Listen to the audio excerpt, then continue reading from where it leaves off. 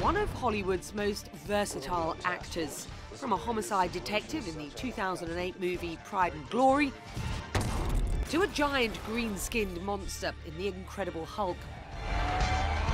Edward Norton has played a wide range of characters, but now he's turning his attention to conservation. In July, Norton was named a United Nations Goodwill Ambassador for Biodiversity. His mission to make sure world leaders take the right action to protect our environment. At the UN General Assembly meeting in New York, the actor and activist's message was simple.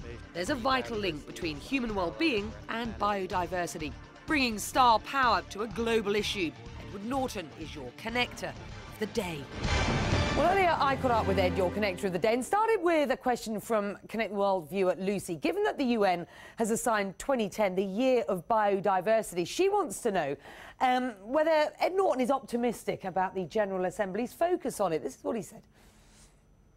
Almost all countries have signed to the Convention on Biodiversity. I think the most notable and unfortunate absence is the United States, which at the moment is one of only 3 countries, along with the Vatican, to not have signed the Convention on Biodiversity. So, of course, what would make me really optimistic is if the Obama administration was able to push the Senate to ratify the Convention on Biodiversity.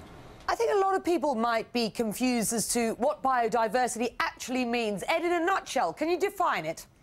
Biodiversity is, in essence, the web of life that we're all interconnected with. I think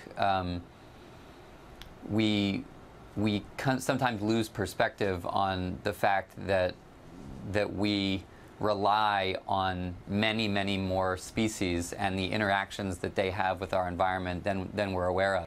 We got a question from Clifford. He says, at what point in your life did you decide that biodiversity and conservation were issues that you wanted to pursue actively and politically?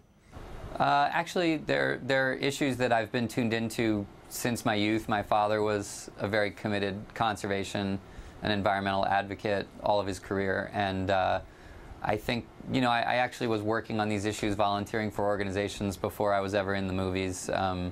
When I started having a more public platform among the many issues that the world needs people working on, this was one I felt that I was better informed about and might actually be able to play a role in. Do you sense a sort of growing wave of scepticism about issues to do with the environment and climate change, for example, post-COP15 in Copenhagen? And if you do sense that wave of scepticism, are you worried about that? It is distressing when the world gets together at conferences like Copenhagen and not enough commitments come out of it.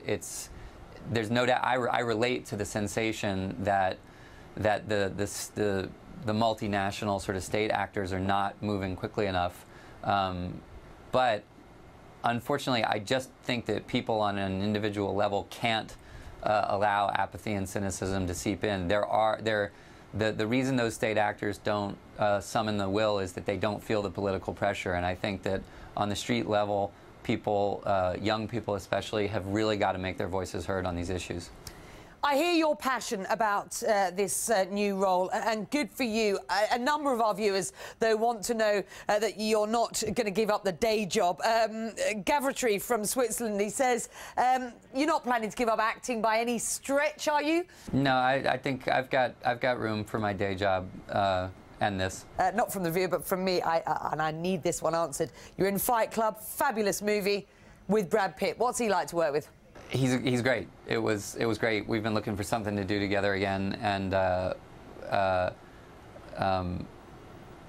nothing but good to say about Brad on every level. What is it you're working on? Can you tell us?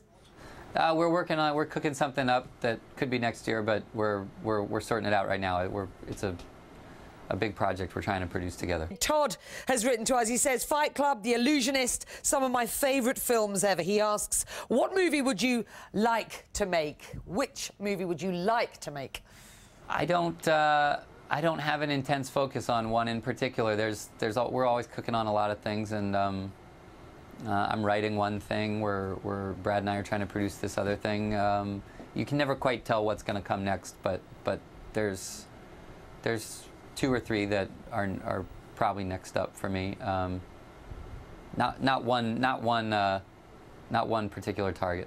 Well, you've had an illustrious career already, whatever is forthcoming. Can you remember your first red carpet experience?